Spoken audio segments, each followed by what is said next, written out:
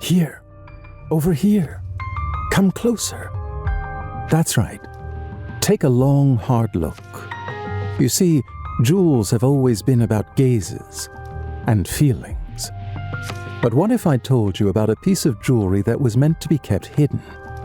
Like a secret relationship, a love affair.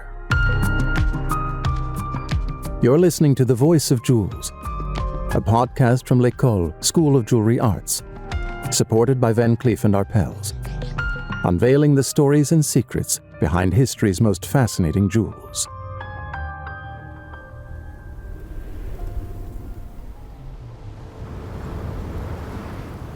This is how it was for the future King of England in 1785.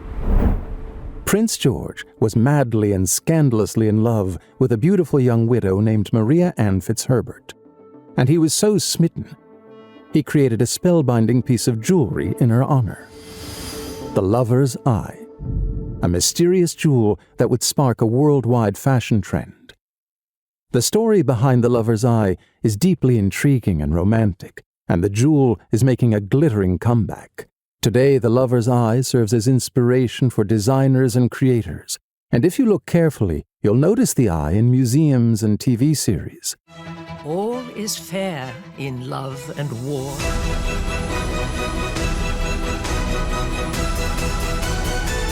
Miss Daphne Bridgerton!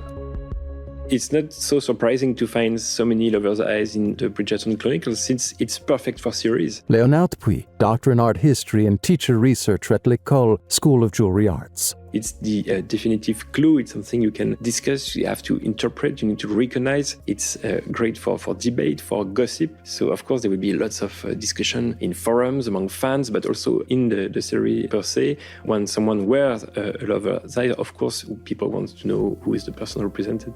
So definitely the Lover's Eye can allow such a proximity, such a relationship. You can still look at, you can still be with the person you love, even if he or she's not there. It's the 3rd of November, 1785. Maria Anne Fitzherbert sits on her silk yellow sofa, clutching a small and mysterious parcel, just arrived from England. She peels open the box and looks inside. The frantic scribble is familiar. I'm sending you a parcel. I hope you haven't forgotten me. You'll find there's a striking resemblance. Maria cradles a strange, pearl-rimmed brooch. In the center of the jewel is an eye, floating strangely on a monochrome background. We need to remember that what Maria Fitzherbert is holding in her hand is a little jewel.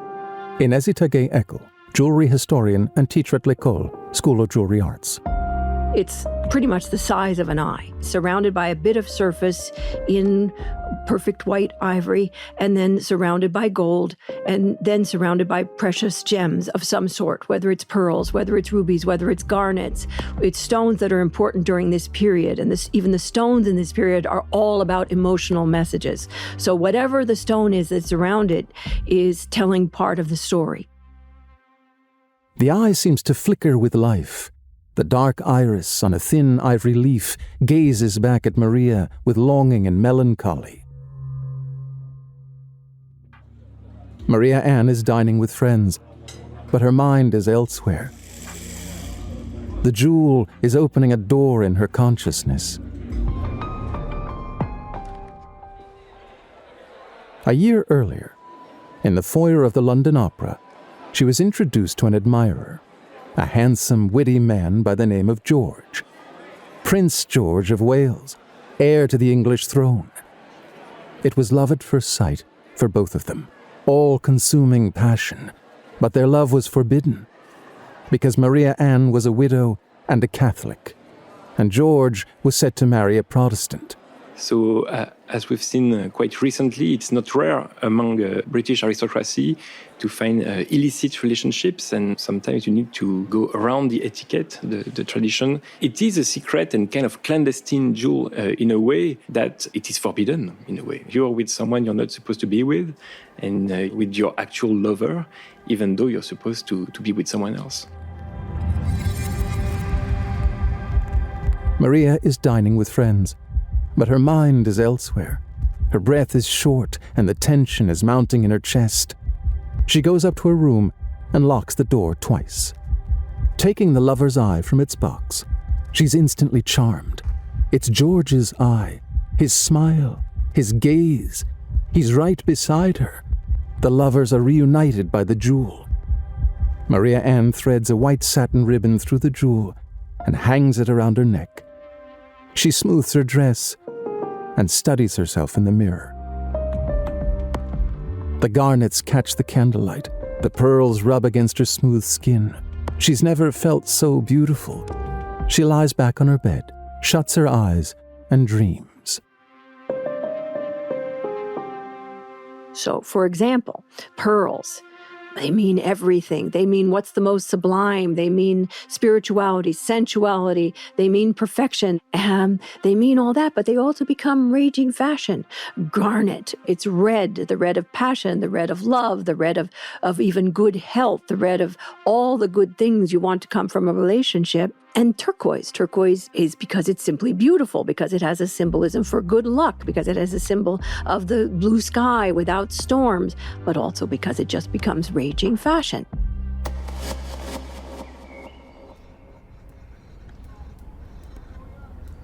It's dawn. Maria Ann is on the front steps of her mansion. She greets the house staff and steps into her horse-drawn carriage. She doesn't look back. With her pendant safely hidden beneath her clothing, she leaves France for good.